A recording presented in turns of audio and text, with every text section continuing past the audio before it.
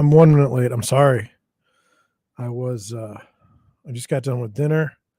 I'm trying to have an early night. It's 7:50. We'll stream for about an hour, unless there's like a tremendous amount of discussion in the chat. Then we'll speak for as long as we need to. But yeah, 7:52. So probably figure 8 or 9 I'll be done. Might watch some TV tonight, some YouTube. Pretty exciting. But you're here and I'm here. Had a heck of a day. We'll go over it. I have my phones like just in front of me and I can see them, and I'm afraid that they're going to go off. So I'm going to do what I just did there. Boy, I got stuff to do. Today and tomorrow are just nightmares. Whew. So how are you? How are you, chat?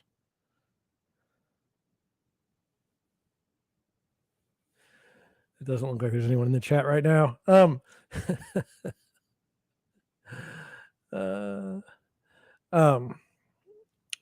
Some of you might be like, what did I just stumble on? Well, you stumbled on the Deerwood Realty live stream on YouTube. It's also a podcast. You can find it on your favorite platforms: Spotify, Apple Podcasts.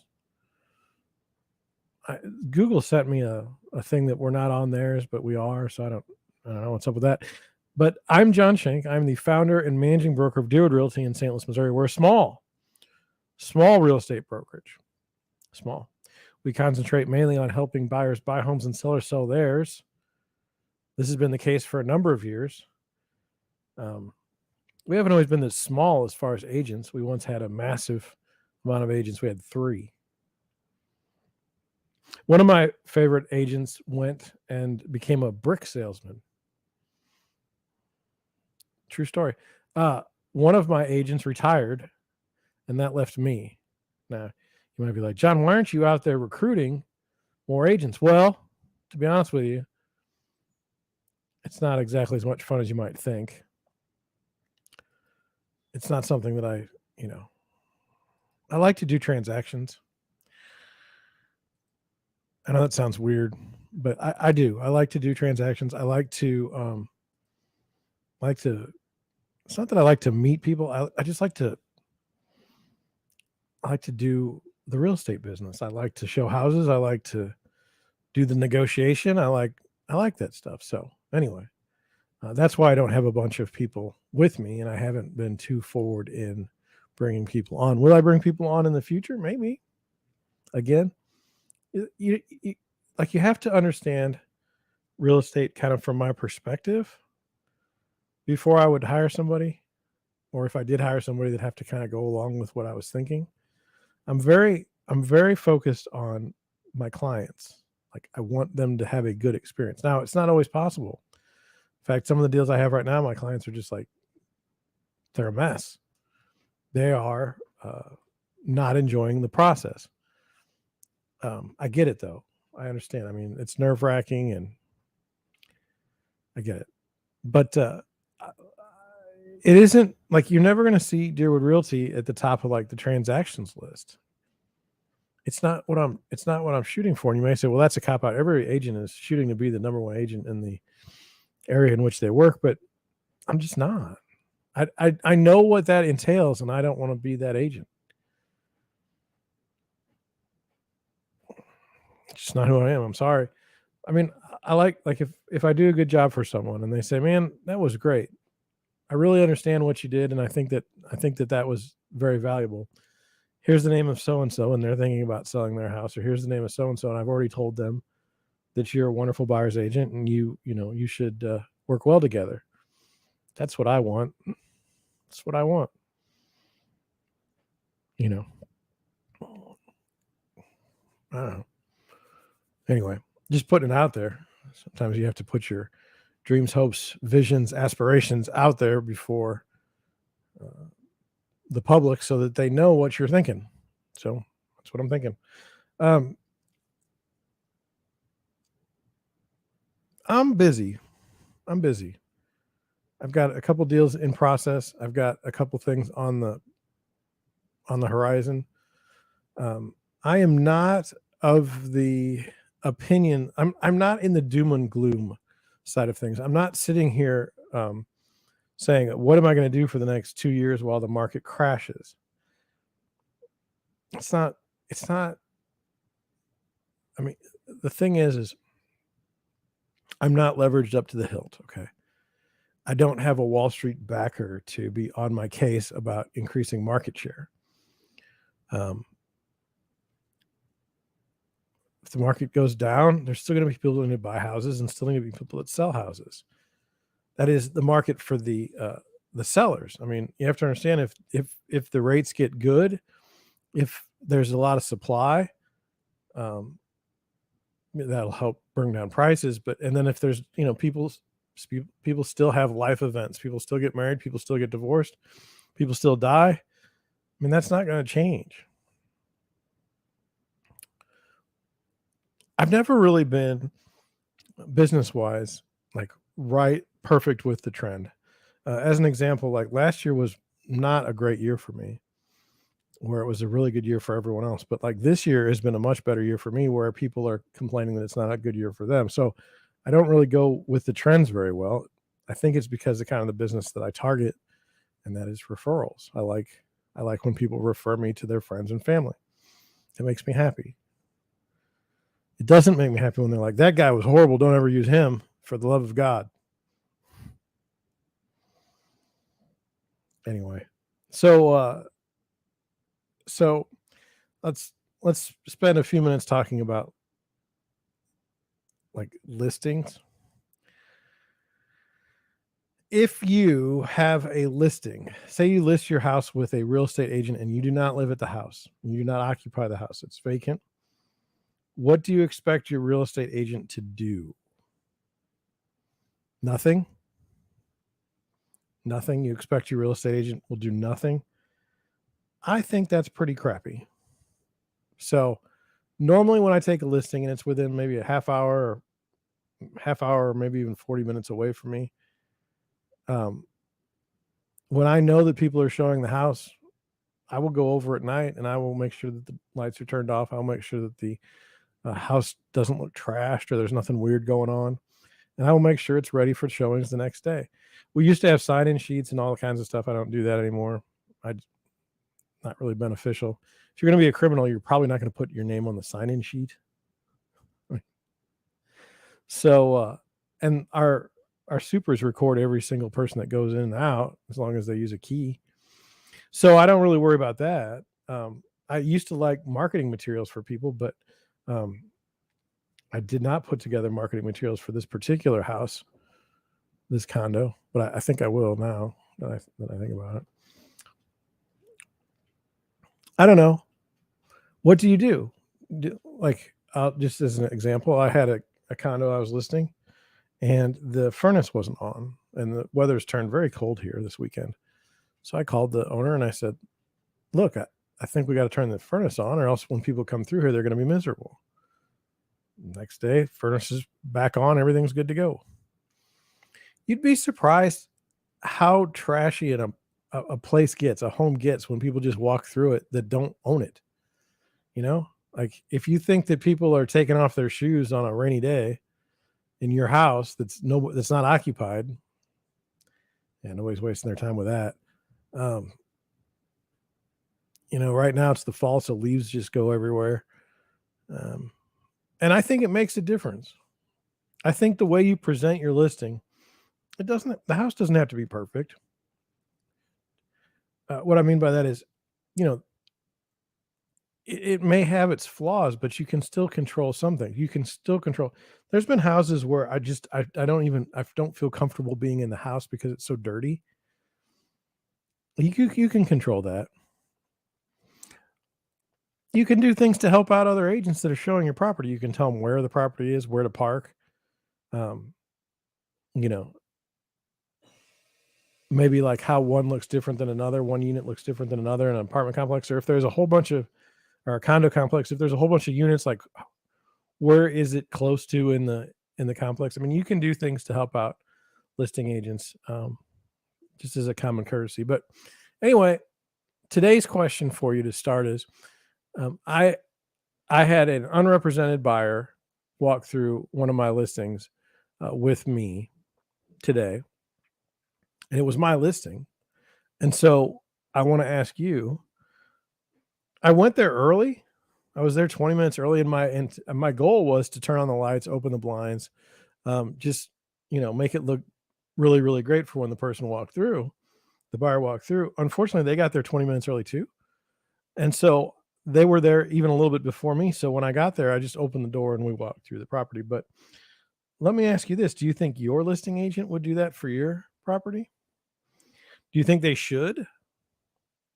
It's really odd. Let me explain something that I find odd. When the market's going really, really well, and an agent can literally put something out on the market and it be sold within a weekend, does it matter? I mean, does it matter what agent you choose versus, like, do they do anything while they've got the listing for a week? Or does it matter more when the listings slow down and when the buying slows down? I mean, does how you differentiate yourself? Certainly for me, for other agents, I mean, I guarantee you there's not a lot of agents going around taking care of vacant properties. I'm just saying what's probably obvious to you. But I think it matters. I also think that what you offer sellers matters. I think sellers are a little bit confused as to what it is you do. How you're going to sell my house for how much more than the other agent said? How's that going to happen? And I think that realtors have gotten lazy over the years. Like, oh yeah, we'll have your property on the MLS. We'll have an open house. We'll that's it. And we'll use social media, and it's like, well, if you only get 4 viewers, or if you only have 4 people on your deal, what good is that? I'm putting out there. So what I always thought was important is I always thought that it was important to give people examples of listings that you've had in the past. Like, this is what we do for listings. So when I say this, we do a custom listing video for each property. Okay. You should be able to go to YouTube. You should be able to go, to our website. You should be able to see the custom listing videos that we do. Okay. When I say we do 3D floor plans, or when we do floor plans of the property and post those online, you should be able to see that. When we say we do 3D property tours, you should be able to go to any of my listings and see the 3D property tour. When you say, when you see, we advertise on social media, you should be able to see us on social media. That's obvious to me. I don't know that it's obvious to everyone, but at least when I say this is what I do to try to sell your home, at least you have an idea, right? I don't know. I don't know if it matters to the seller. The problem that you have as a real estate agent, and you've been doing it for a number of years, is you start to lose, like, kind of how it feels to be a first-time home buyer, or how it feels to be a seller. Like, the answers to the questions. It's like there's nothing new that comes up. And so anyway, let me know in the chat. Let me know in the comments. What do you want out of your listing agent? The things that I stated and I tell you that I actually do. Does it matter? Will it matter more now? So that was one thing I wanted to go over today. And I did want to go over, I did look at Google Trends today, and I just didn't see anything that was interesting. It was mostly NFL and UFC, and I'm not that high on either one right now. Like, I don't really particularly like the UFC or any mixed martial arts. It's not my thing. And football, the NFL is just, after the Rams left St. Louis, I don't really have any use for them. So they have no use for me. So it's the feeling's mutual. So there was most of the stuff. Somebody died. I don't really like to, I mean, we do cover a lot of deaths on the channel, but I just don't want to do that. So what I'm going to do is something a little bit different. I'm going to show you, I saw a tweet. I'm going to show you the tweet, and then I'm going to go and we're going to talk about the tweet from like an article. So here we go. Wish me luck. We go there, and we go there, and we go there. Okay, so I saw this on my Twitter. I think you can see it. Okay, you can. And this was from Otavio Costa. Okay, and he said, buying conditions for houses just declined to the lowest level in history. And so I looked at this chart, and it was the source is Bloomberg, but it's copyrighted from 2022 Costa Capital LLC, of which I believe he is a portfolio manager. And it says like the buying conditions for a house, the University of Michigan Sentiment Index. And so this is 80 to 84, and then this is 2020 to 2024.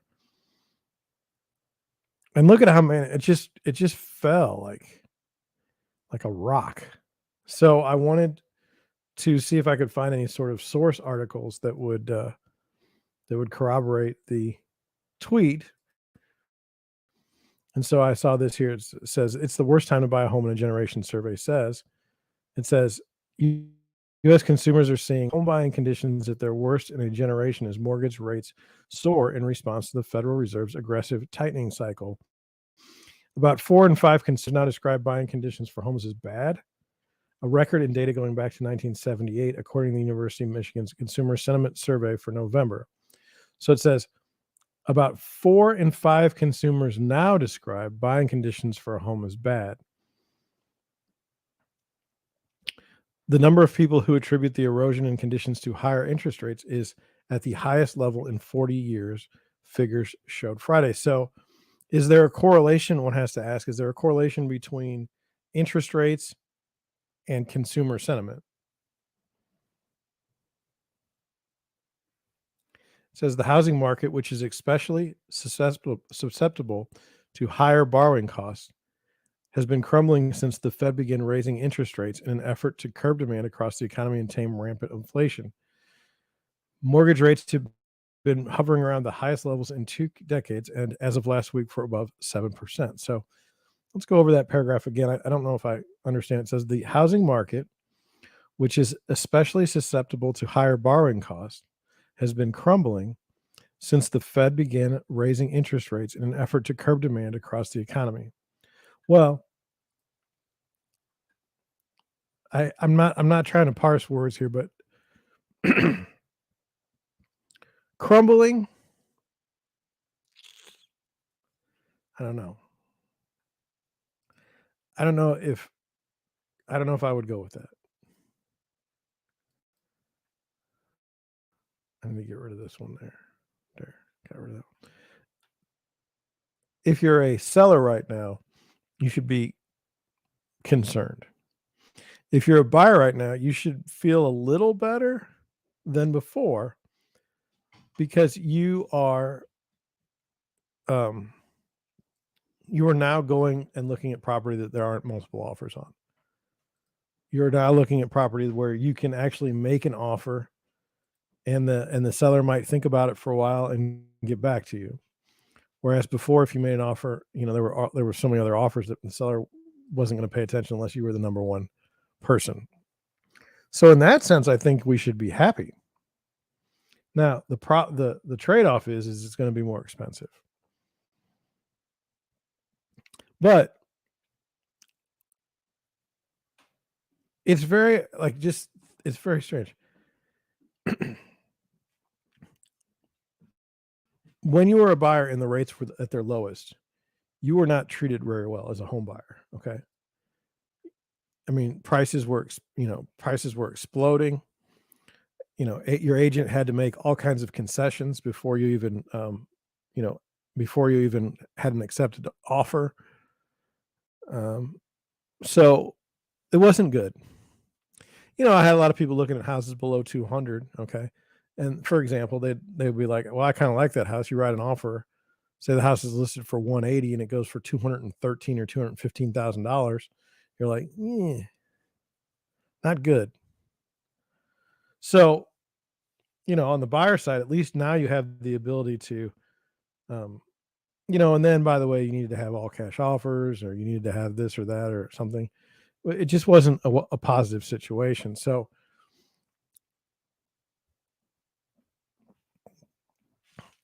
it's, I don't know about crumbling. It says a separate gauge from the university showed home buying conditions related to housing prices slipped in November.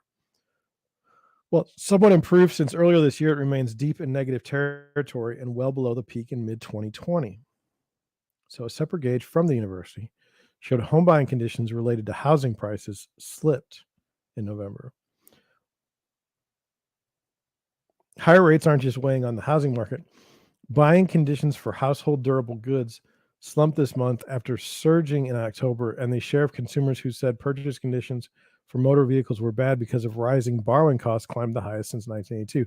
The University of Michigan's main consumer sentiment gauge retreated to a 4-month low in early November, while inflation expectations rose.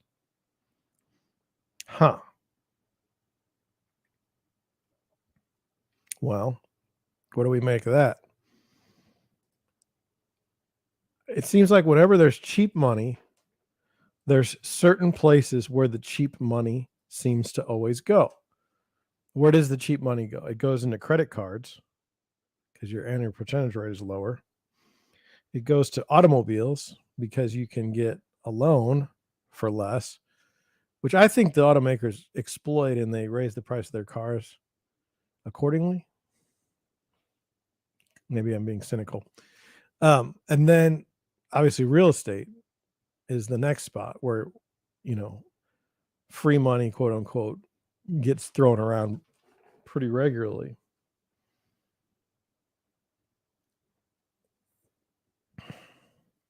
So it would make sense to me that if inflation is high, okay, and the Fed goes to combat interest rates by raising the borrowing rate between banks. Now we're not getting into asset purchases and that kind of stuff because that's a different issue. But it seems to reason that as the interest rates go up, the amount of credit for those looking for cars, houses, any way you can get a loan, credit card debt, those that's going to cause sentiment with those specific spaces to go down. And that's just the way I think. Now look, to me, and this is an overarching point. It's political. I'm apologizing in advance. If the country was so bad, if things were so bad, okay, then why was there not a significant change in leadership in the Senate or the Congress?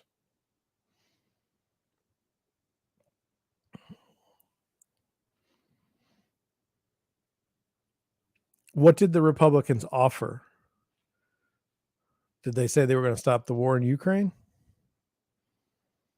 What did they offer the voter? And so as it ties into this, I mean, like, it's one thing to point out that the economy is bad and that inflation is bad. It's quite another to say, well, what are you going to do about it? Just announcing that it's bad, at least politically to me, doesn't sound like it works if you don't say you're going to do something about it. Like, you need to say what you're going to do about it. And I do think that the priorities of the crew were different than the voting overall, different than the voters. I think that the Republican platform was a different one than the voters wanted. This is my opinion. We'll never know. But all I'm saying is we see all this, all we see is this economic sadness coming out. Inflation, oil prices, food prices, housing. It looks like it's going to eat it. But we don't know by how much. Some people are saying it's not going to be bad. Unemployment's still relatively low given the situation. And then, the question is as well, what are the people involved going to do about it? Well, I guess we'll find out. It's it's a very fascinating thing to me. So that was what I wanted to do. I wanted to take an article that I read and I wanted to compare it to a tweet and see if what the tweet was, if it like made sense.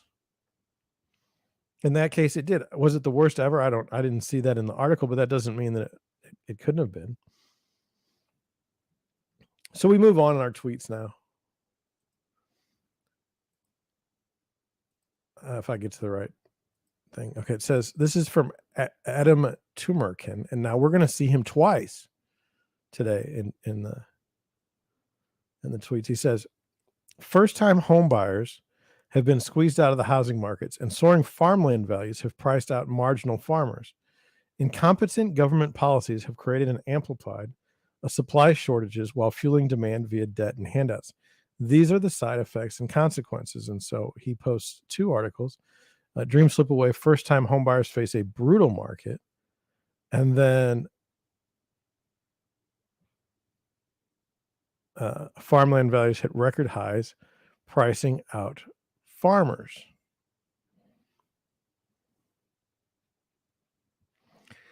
Is it because of incompetent government policies that have created and amplified supply shortages while fueling demand via debt handouts? Is that true?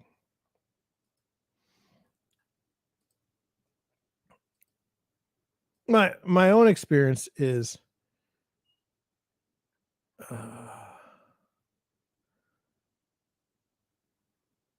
I think you can look at the government in two ways. One, that they're trying to help people, but they're just so bad at helping anybody that it's just a disaster. Or it's like intentionally malfeasance, like they're intentionally just horrible to try and screw you over. I have a really good friend, and I don't want to throw him under the bus. One of the nicest people I've ever met in my life. If it was raining, they would give you an umbrella of their own, and they would walk in the rain. Okay. If you were cold, they would give you their coat, and you would they would get a cold and the flu, but at least you would have a coat. Just what I would say is they would give everything they have away to help someone else.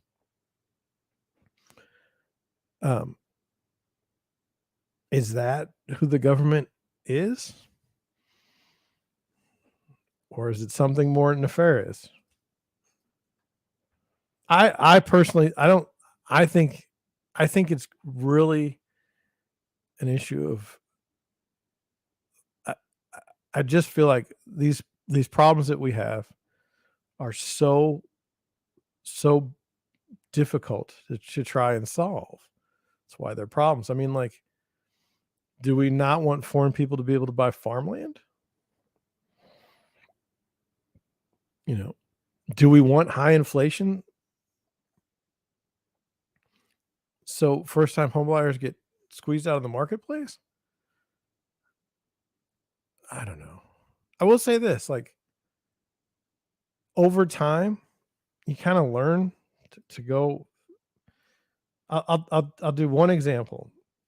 When it was in the mid 90s. If you were to go back and look at natural gas prices, they were through the roof. And there was this guy, like Chesapeake Capital or Chesapeake Natural Gas. Anyway, he was always on like CNBC and everything. And I mean, and then also at the same time, coal stocks. If you looked at coal stocks, some of the most powerful companies in the world were coal and natural gas. And this maybe the 2000s, before 2007 though. Okay. And there was a real fear, like people were moving off of coal because of the environmental aspect, but more so also it was expensive relative, and natural gas was the beneficiary of that. So it was high. Okay. And so when you got a heating bill, I mean, and we're in the Midwest, we use natural gas all the time.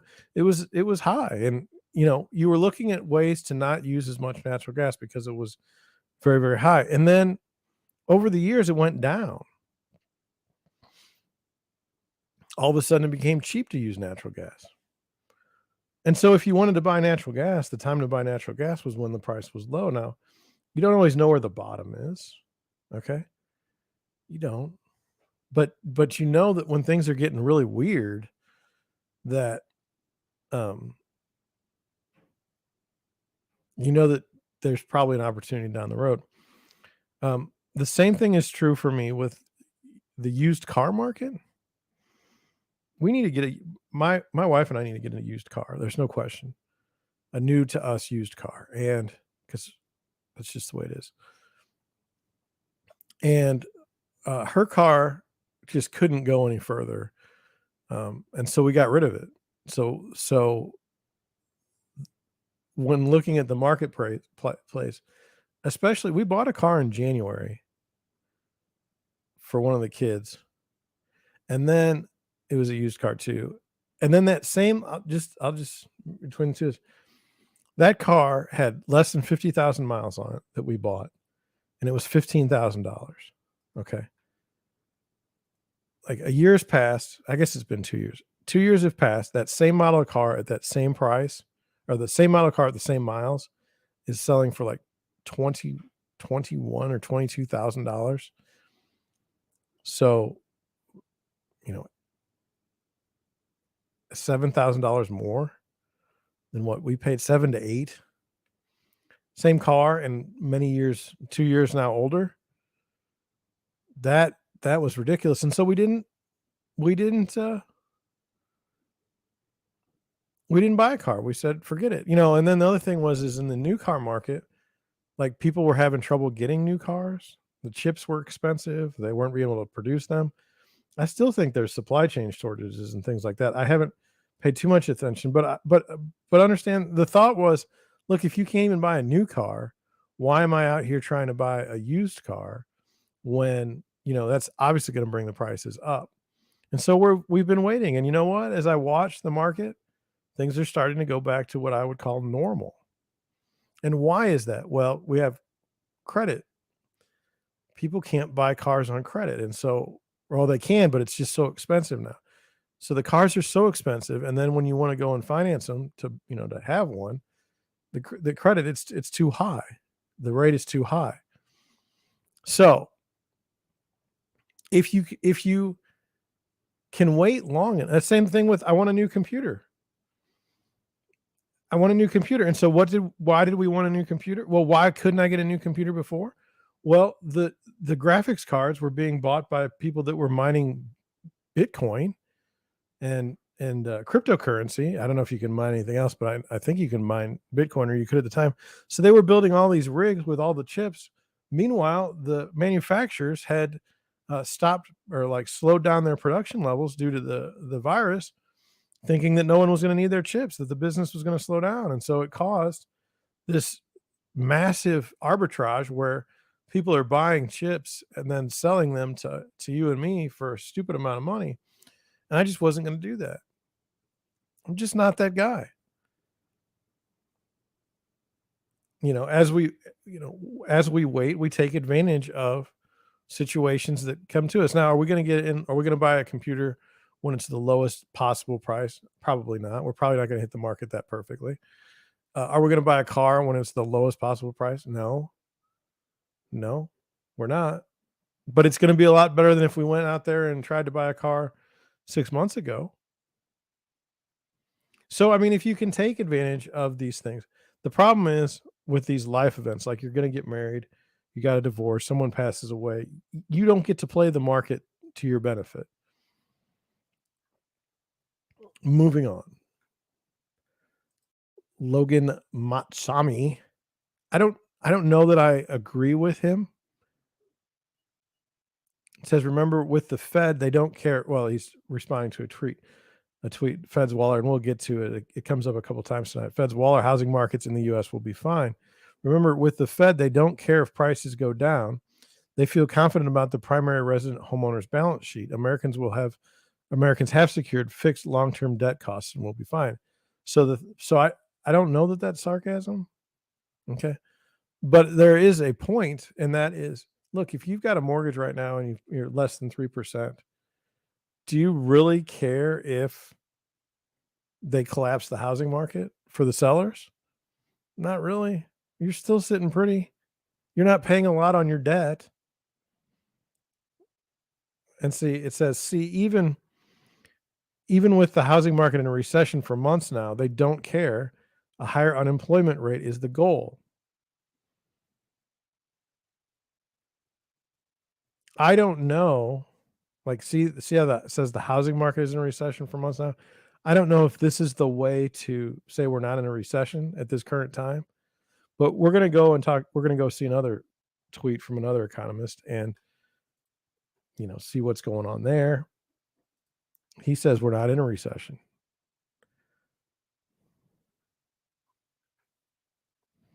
Anyway, do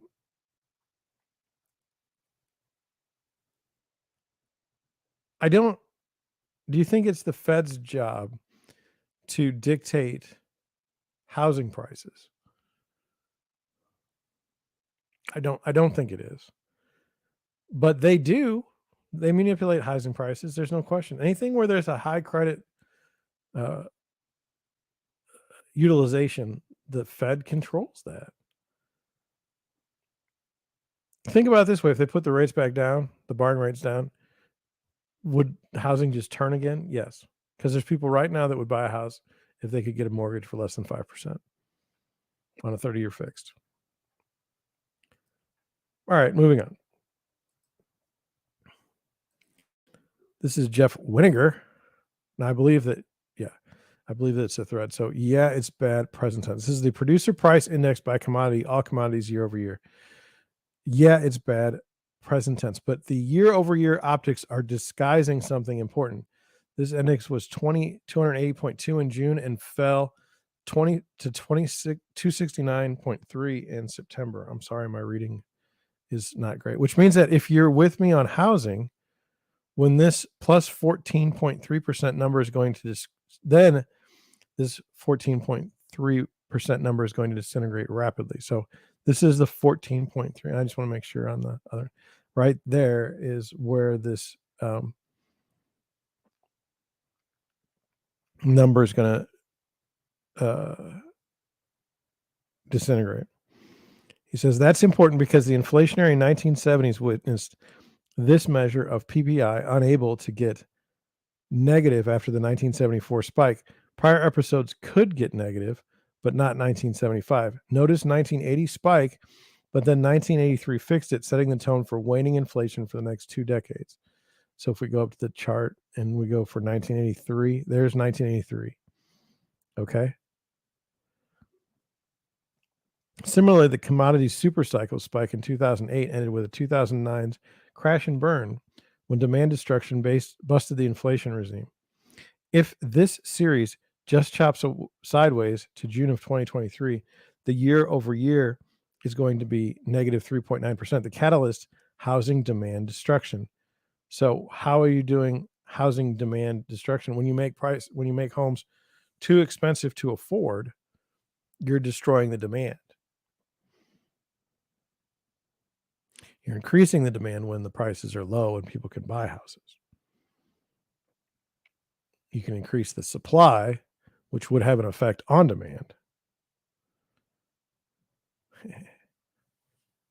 Just my personal belief is that everything runs through housing and the economy, but I'm biased. I'm a real estate agent, and then when things go south with housing, it causes job losses in other parts of the economy. But that's just me. I don't know about others. This here, I want to be very fair to the writer. Darth Powell replied to Lance Lambert. So in my notes that you can, the links and everything, I put that it was Darth Powell, but it was Lance Lambert he was responding to. Okay.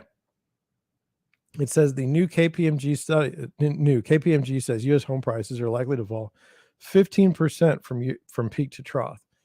It was a pandemic-induced housing bubble, says Diane Swankin. We've covered her before. Okay. Now,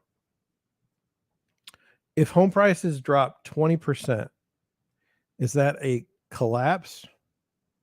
Is that a housing market collapse? Well, to me, especially 15% peak to trough, for me, if I bought a house like 2 years ago, 3 or 4 years ago, and I'm up like 25% or 30, and it goes down to 15%, and I'm still in my house, and I'm still in sitting in good with a low interest rate mortgage or a low mortgage rate, and I'm not planning on moving, I don't even really care about the housing market. I don't think it's collapsing. I think I'm doing pretty well. It's quoted here. It says, it was a stunning rise in home prices, an unsustainable rise. Some kind of correction is needed. The problem is you don't get to choose how big that correction is, Diane Swank tells Fortune magazine. And then she replied to him, the newest estimates suggest losses could be even larger. And so larger than the 15% that she was quoted for here. Well, now that does matter. Now, if we're going down 20%, 25%, 30%, now all of a sudden, when you bought your house 3 or 4 years ago, you're actually underwater. Now, even at the low interest rates, you're kind of like, eh.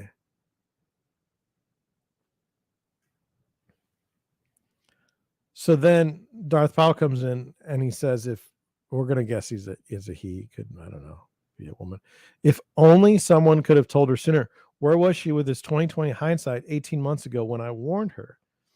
And he had written, isn't it amazing what happens when the Federal Reserve manipulates interest rates over ever lower and becomes the primary buyer of mortgage-backed securities, causing prices to rocket for the old and rich, hurting literally an entire generation. It's fair. It's fair. Do you think that happened? It's a very, like, as you know, I sell houses, right? And I think about the ages of my buyers, okay? And they're all like, 25 to like 30, 32. And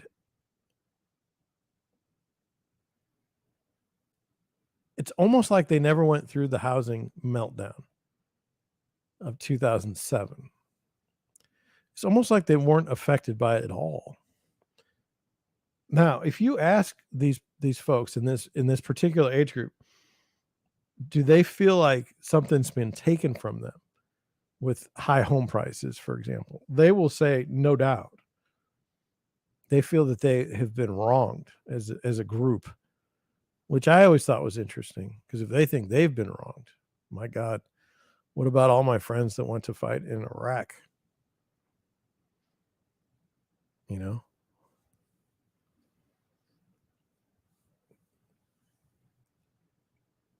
Why were we in Afghanistan? Well, how did that fail? So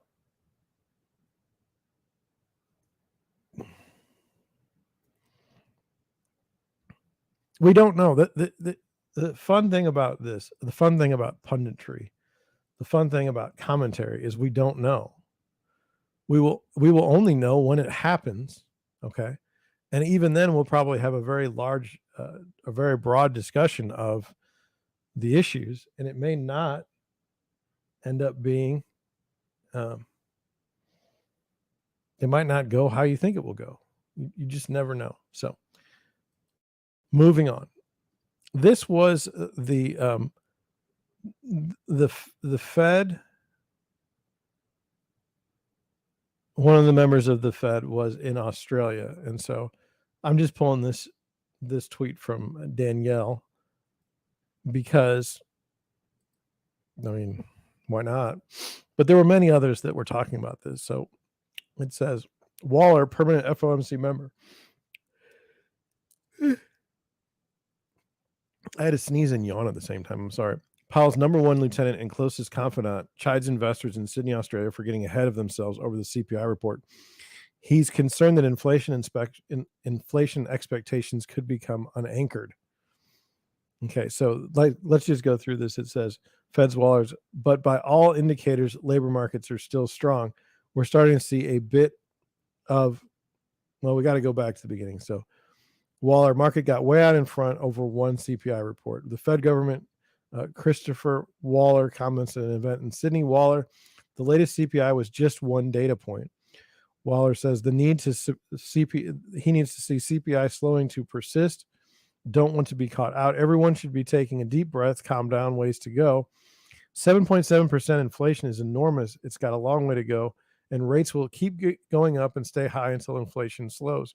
We're starting to see a bit of softening in the jobs market, but by all indicators, labor market's still strong. Okay, so what he's saying is everyone cheered. I don't know this week if you were watching the markets, but the CPI came in. It was supposed to be 7.9%.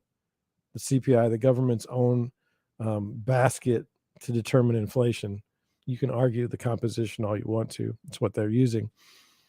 It was supposed to be 7.9%. It came in at 7.7%.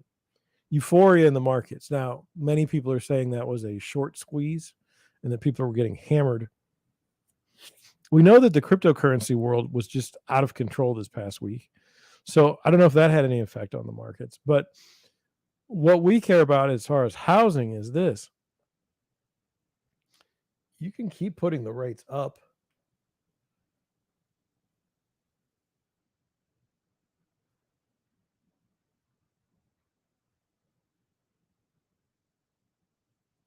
And when you keep putting the rates up, you do two things. One, the sales prices of houses will be going down because buyers can't afford them. Okay. And what that does, like, look, if you feel wealthy, like say you have a house and it's worth $350,000 and now all of a sudden it's worth $250,000, you feel less wealthy. That has a psychological impact. It perhaps makes you not want to buy something because you're concerned about your own personal wealth. That's an idea. I don't know if it's true. I just put it out there. Now we'll go to Mark Zandi. Anyway, what he's saying, look, the markets aren't going to open until tomorrow. What he's saying though is that we're going to keep going because core inflation is out of control. Okay, so now we're going to go to Mark Zandi. I say Zandi, I don't know his exact thing, but he is the chief economist at economics. Economics, I don't know. I thought he was at Moody's, but I don't know. And he will forever be famous for me when predicting home prices in 2022, saying that home prices were still going to go up because, we're going to have a soft landing and everything's going to be perfect.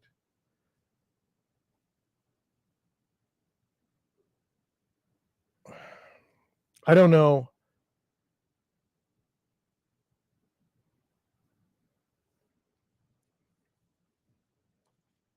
I don't know. Like, do you rip on somebody because they're wrong? Because they put their neck out there? Well, I'm just asking. Maybe it's a rhetorical question. Okay, so it says, is recession inevitable? So he's under the opinion that there's no recession going on right now. I kid you not. You would think so, listening to the ruminations of CEOs. A hurricane is coming to my well-read next-door neighbor. Looking at the blue chip consensus, over a half of economists seem to have a recession in their 2023 forecast. The consensus is much too short. Now, this is a fellow that was right lockstep with housing prices, and he was totally wrong. And now he's calling himself a contrarian because he thinks that there's not not a recession going on right now. I mean, he's got this opinion and it's out there. And I feel like with our live stream, I feel like with our show, we should present opinions, even if they're not popular ones, like to me, because you get this unfortunate, echo chamber where you can be caught off guard because you're always seeing the same information. Now, I don't agree. I think we're already in a recession. I think we have a serious problem coming up with fuel prices as we take ourselves off of the Strategic Petroleum Reserve. I think that as we continue to raise rates higher, we've got a significant problem with housing because of affordability. I think that as people are not buying houses and not buying cars, I believe that that's going to hurt the economy more than people think. And I do believe that we will be in economic straits, but that's me. And it seems reasonable to me, but I'm not a classical, I'm not an economist. I do care about economy. I care about the economy. I do pay attention. But anyway, he says, no doubt the coming year will be a struggle as the Fed pushes rates up to get inflation back down. But a recession is far from a sure thing. Inflation has rolled over and is headed lower as long as the supply shocks caused by the pandemic and Russian invasion continue to fade. So he is not seeing what I see. Okay. I see that we're in a recession right now. Okay. Now I don't have the letters behind my name or, anything like that. I'm just an average guy based on what I see. This guy, he's paid good money to have, prognostications and to put his name out there. We're in a recession now. He doesn't think so. Okay. He says inflation has rolled over and is headed lower as long as the supply shocks caused by the pandemic and Russian invasion continue to fade. I don't think that the supply shocks caused by the pandemic or Russian invasion are the main drivers of inflation. I believe that government spending has been the main cause of inflation. So we have a difference of opinion. Fair enough? And recessions only happen when consumers slash spending. But despite all their worries, that's not what they're doing. Most families still have lots of savings built up during the pandemic that they're just now using to maintain their spending.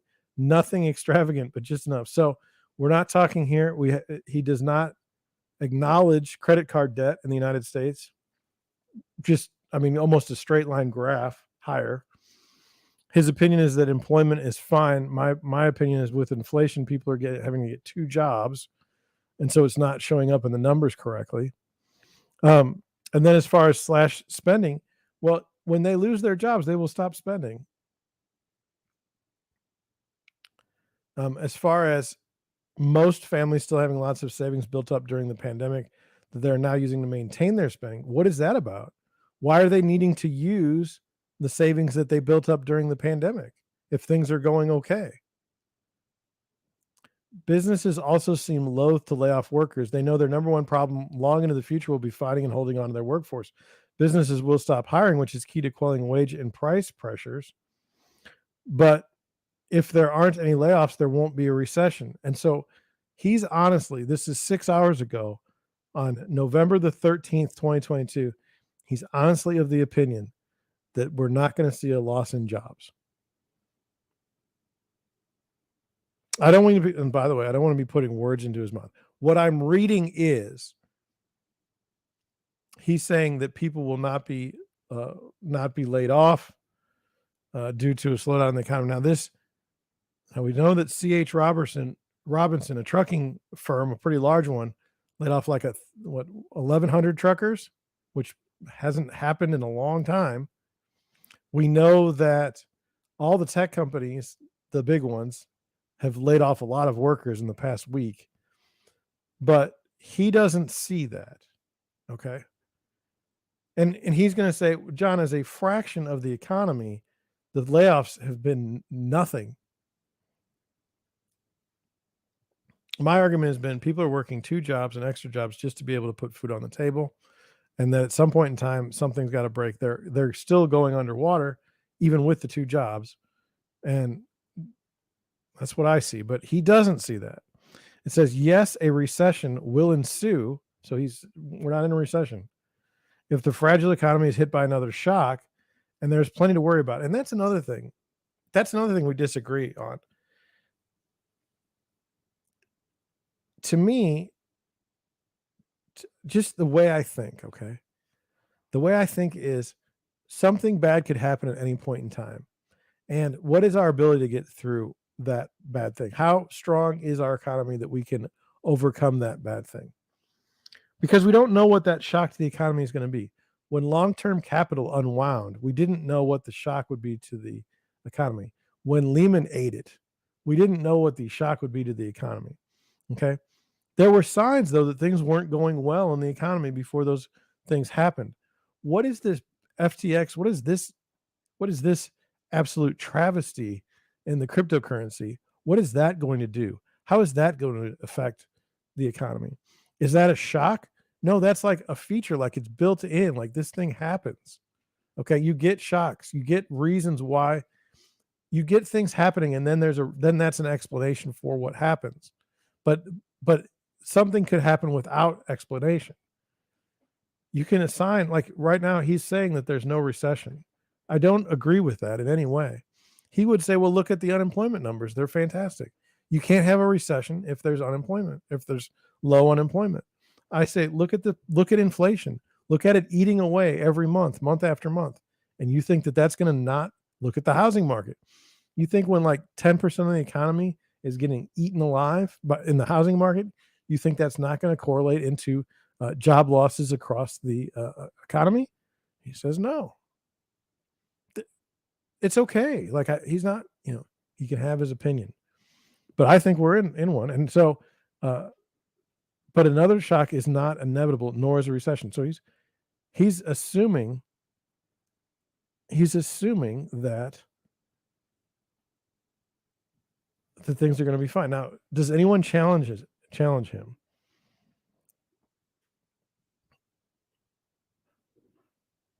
One person says, maybe on a behavioral analysis, it says, in this case, the consensus perception really could talk itself and the rest of us into a reality. And then it says, weathermen and economists both suck at predictions. Although it's not their fault, there's just too many variables to predict the future accurately. Didn't some economists say we were already in the beginnings of a recession a few months back? Magically, now that the midterms are over, we'll learn a recession has been in place for a while.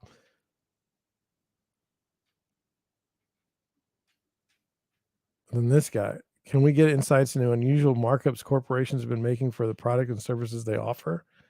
That's just dumb. It seems like this is a factor for the high inflation. Yeah, it's all tied together.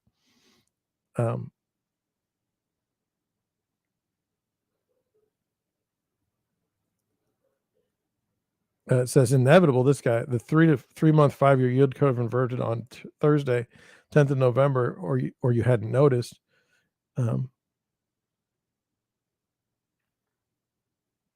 And it's like same folks who predicted the red wave. I'll pass. So he's getting hit.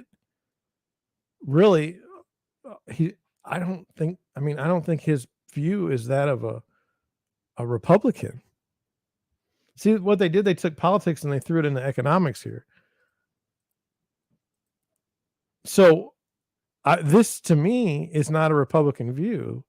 Okay, but he's being lumped in because of his prognosis that there's no recession right now, because he's saying that. But man,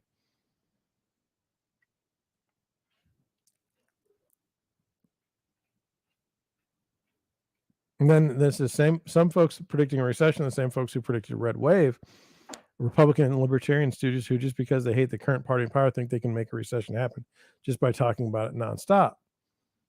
So this is what that person thinks.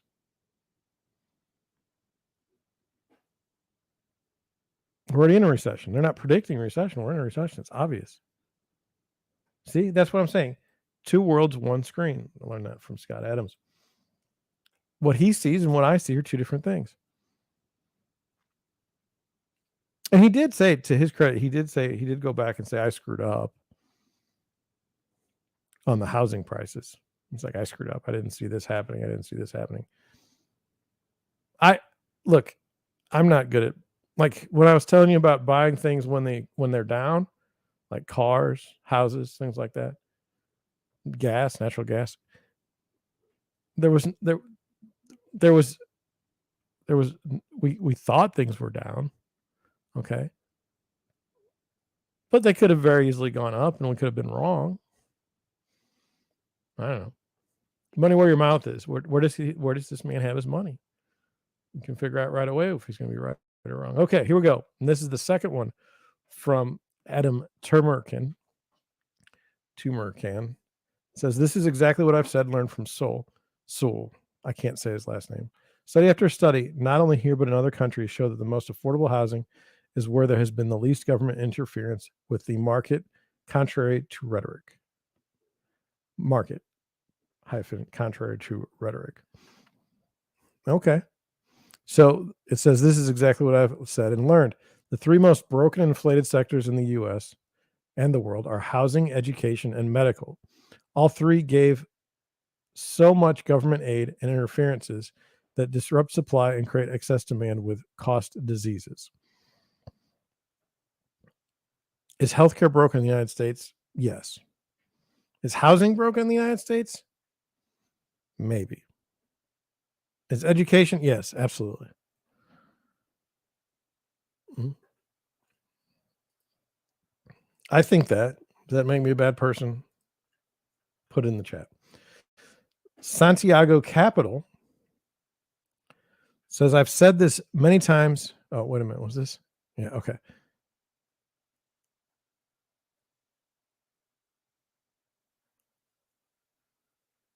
Oh, this isn't good.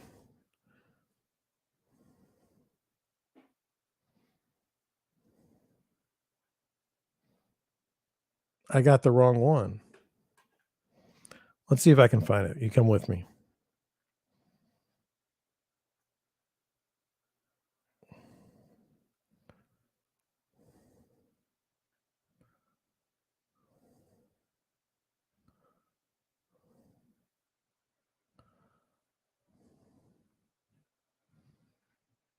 I'm sorry. I just kind of wanted to find it.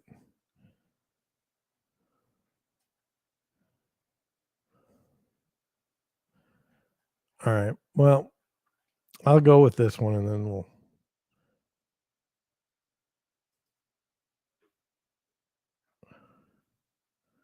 There were all these comments and it was really good. And he answered it after what he wrote. But he wrote this. He wrote, I've said many times, governments and monetary authorities can't be trusted because they are run by grifters and psychos. But whenever I see episodes like FTX, I remember what Rick Rule once told me. Never forget, anything the government can do, the private market can do better and more effectively. Okay. Except that in free markets where the government won't step in to bail you out, people are held accountable. Bureaucrats are never held accountable. Zero skin in the game. On that, we can agree. The FTX thing is a disaster, but it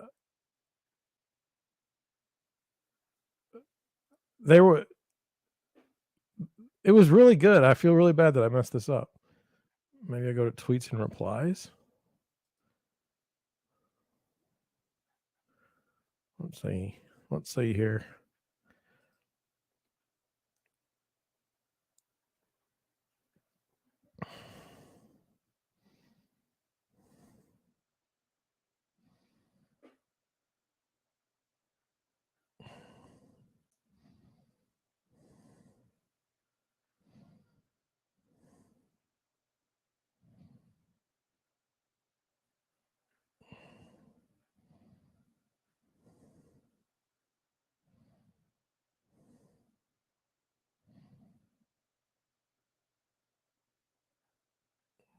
Man, it's weird. Oh, here it goes. So he had put, I believe he had put them in there, and so then I'm going to pull this one up. I got to do it right. I'm sorry. Okay, here we go. So here was the top. Boy, I'm sure that was riveting live stream right there. Sorry, but I thought it was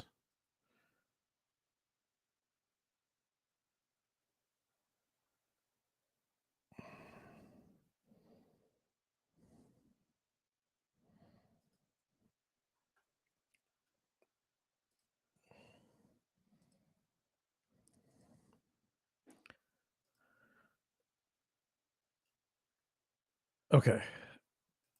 Sorry, I had a feedback on my one of my listings, and I wanted to make sure the seller had it. So we know failures happen in both, but it's what happens after that differentiates. The private sector quickly recovers and learns from its ways. The public sector just throws money at it and it never learns. Then somebody else wrote, BS, the only way to protect the customers from government regulation. Private institutions can't be trusted to regulate themselves. I'm not arguing for no regulation, he says. And he says the only way to protect the customers to never bail them out and never bail the banks out. And that way, everyone has to learn to take responsibility for their own mistakes and greed. And then he wrote, he agreed. And that's where I'm at. I I could not. Now, look, I believe this was during President Bush, the second Bush, that we had the economic meltdown in which they said, well, these businesses are too big to fail. And so we needed to bail out the auto industries, and we need to bail out insurance industries, and we need to bail out the finance companies. There were companies set up just to take advantage of those failures that never got a chance because the government came in and bailed them out. Now, look, I don't like the whole idea of bailouts at all. I thought what happened with Chrysler was particularly egregious. Um,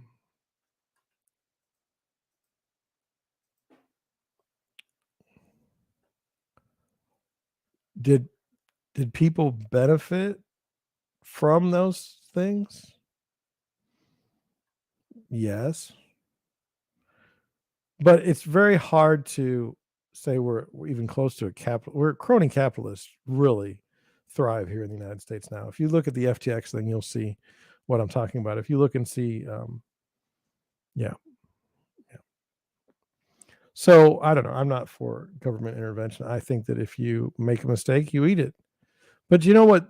I think maybe the argument might be is that the people that are even involved in the company aren't. Why would you punish all of those people when they weren't the decision makers? Like for instance, if you were at Bear Stearns, okay, um, and you were like a janitor, I don't think that you really had control over what they were doing. So why should that person lose their job or something? I don't know. It's weird. Weird. I didn't like the bailouts then. I don't think that we will ever go in the United States, at least. I think that everyone will always be bailed out now, since they got away with it. I think any company that's of any significant worldwide size. I know this sounds obscene, but if Google were to ever go like make a decision where it caused them to go under immediately, the government would step in. I don't know about Twitter because I don't think that they're as popular around the world as they are in the United States. Facebook is having problems. They're just having problems. I don't know that the government would step in there. Oil and gas under this administration, they would not step in. Um, but any sort of like solar, green energy, they would step in and step in immediately. Let's do a real estate article. I know we only did one earlier, but this is the one I think that I think this is important to me because I'm a real estate agent, and I just want to go over it because I don't know that I believe these things. It says 7 sales mistake before the market changes again. Every real estate pro makes these errors at one point or another, but you have to learn how to prevent them in the future to keep your business viable. It says even the venerable Lee Brown a prolific real estate speaker and broker owner of One Community Real Estate in Concord, has experienced dry spells in her business. Surely you have to. It's in those moments that you need to shift sales strategies. Now, was it David Keller wrote a book? Shift was all about how you have to change with the market. I've spoken with agents in 4 countries in 49 states, and the story is the same. All realtors are entrepreneurs, and they think they're doing things differently and better when in reality they're all making the same mistakes. She called these pitfalls the 7 deadly sins of sales, business errors that every real estate professional makes at one point or another. However, these mistakes can be remedied. Brown presented a roadmap for correcting them. So let's go over this. Let's see if I'm guilty of all these things. Sin number 1, ego over substance. Says referencing Instagram posts in which agents share photos of their many awards with a caption that states how blessed they are in an industry. Brown noted that this kind of humble brag isn't endearing to the consumer at all. Every time that you do this, you've told the consumer that you care more about yourself than you do them. If you wouldn't say it at the closing table or the listing appointment, don't say in an email or social media post. So if I get an award and I post it on social media and say, thank you for everyone, that makes me a bad person. I don't know. I don't agree with that. What do you think? Put it in the chat. Chat's not looking very busy tonight. Says instead, make your marketing about what the consumer wants and needs as well as how you're the agent to help them make their dreams a reality. You differentiate yourself through your own substance. Remember that for most people, buying a home isn't about making money or investing. It's about building memories and having stability. Brown also noticed that before you make any kind of social media post, ask yourself, what's my desired outcome from this post? Determine whether or not the post aligns with your goal. For the most part, when I make a post, there's like 6 people that actually see it now. Also, here's something. Watch this. Watch this sin that you commit by just reading this. Read enough of these articles and you'll be spending the whole day doing that and not posting anything. Or if you read them and you get to the point where you're so scared that you might screw something up and don't do anything and you're paralyzed, that would be bad. And that would happen to me. So I don't know. Ego wise, I feel like I've been pretty beat down over time. I mean, sin number 2, lack of value in yourself. Okay. Before you can communicate your values to others, you must first believe that what you bring to the table is valuable. The first step is to treat yourself and talk about yourself as a person of value and worth. Let the customer know that your value lies in everything you've done to prepare yourself as a professional. The certifications, the education, the vast network of local experts, and the memberships. Rather than make this job look seamless, articulate what you're doing to ensure the process runs smoothly for the client. They are paying you for the depth that you bring. You are hurting yourself by making your job look easy. Use transparency instead. Well, let's go over that one. I have a real estate friend. He does well. Okay. Oftentimes he won't tell anybody anything of their clients. Like if there's any sort of issues, he's like, what's the point? We'll get it worked out. I overshare. And I also ask for agreement when the person may not know what's going on. I ask for a consensus of opinion, a consensus of action. Like, so if I'm representing my buyer, I will talk to my buyer and say, here's what I think. Okay. And then they'll say, this is what I think. And then we say, okay, well, this is what we should do. I say that. And then they say, yes, I agree. Or maybe we should do it this way or that way. And what I've come to find out recently is if the person has no idea what you're talking about and they're just going along with you because they trust you, when the result occurs, they may not be happy with what it was. They may think they were owed something different.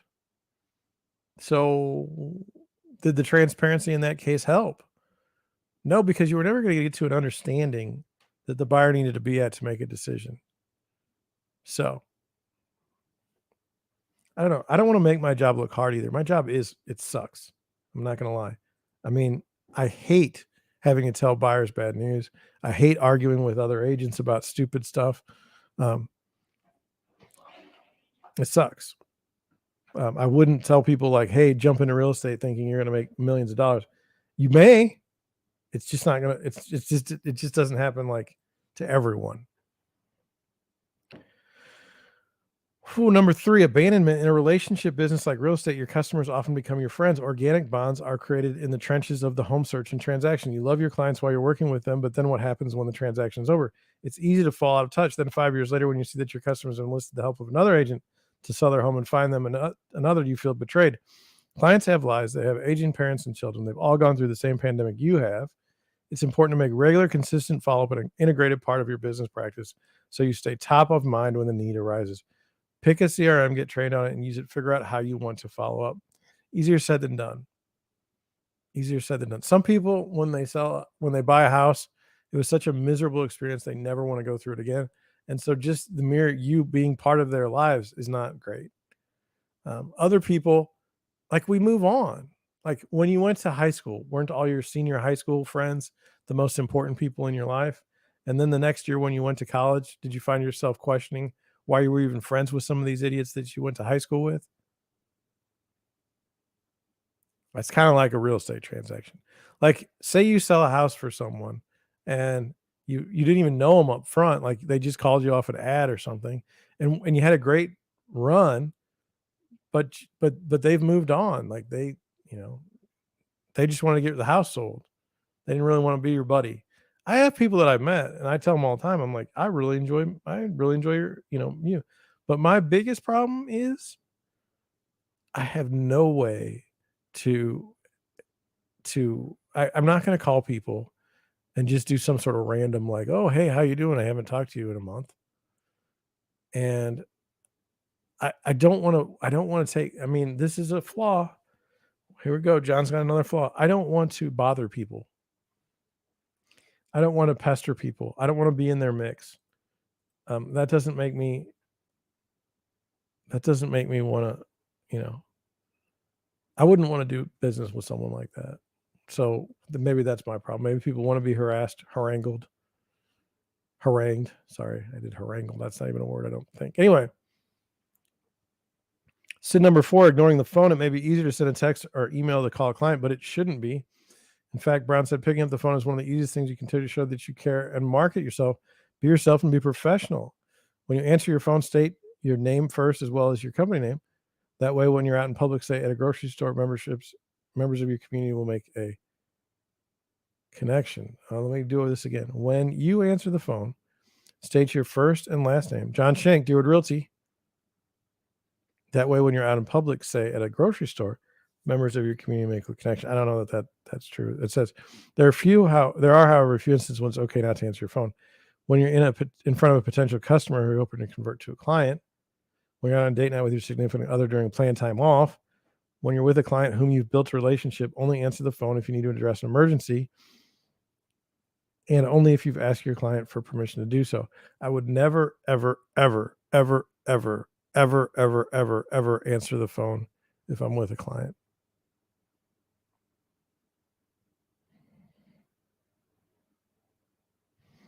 I would answer my phone if I was on a date night. I'd also check my email. I'm not proud of that. And I'm never in front of a potential client I'm hoping to convert into a client. I don't really hope to convert people into clients. Like it's not, oh, nice. Hey, thank you. Thank you. Oh, person got blocked. Hopefully they watched for the required minimum so I can get a view. Maybe they'll come back.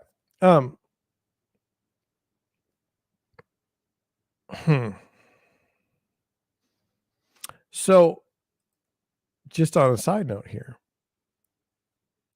I've found that certain age groups don't want to be on the phone. They're afraid of the phone.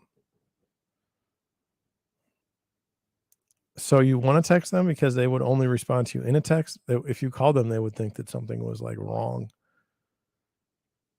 And I've also, and to that, I mean, I was thinking about this today. Like, if you talk to somebody and like you have like what you feel is like an agreement,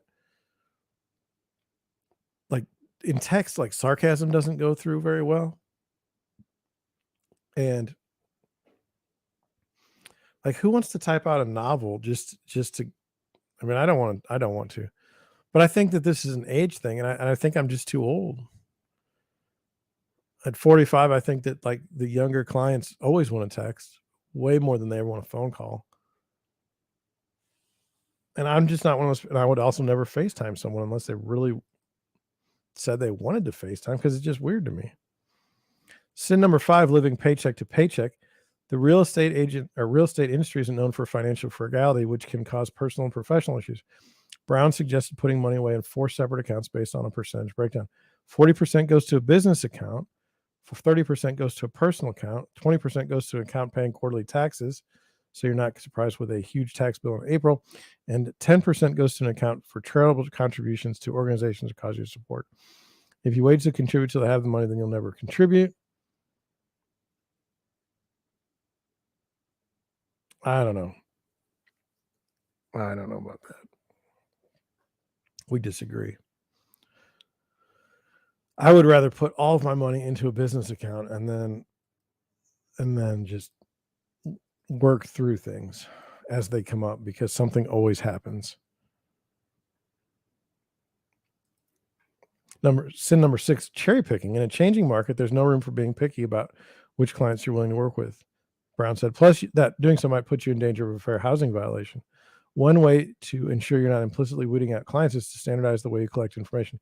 Use an intake sheet for each and every inquiry. Start conversation with the same questions.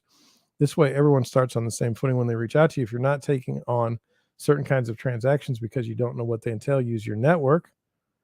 Find the expert in that kind of home sale and leverage their knowledge. Cherry pick.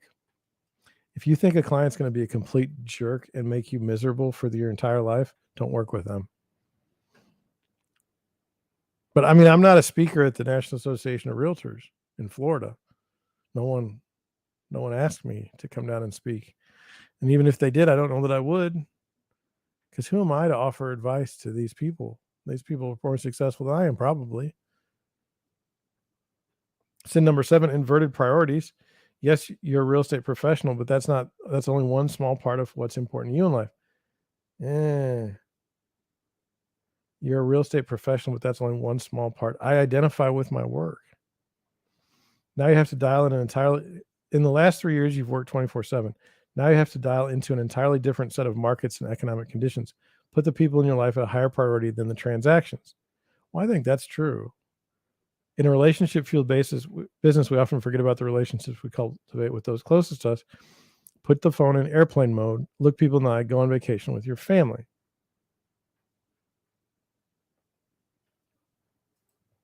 Do you agree with that? I don't know that I do.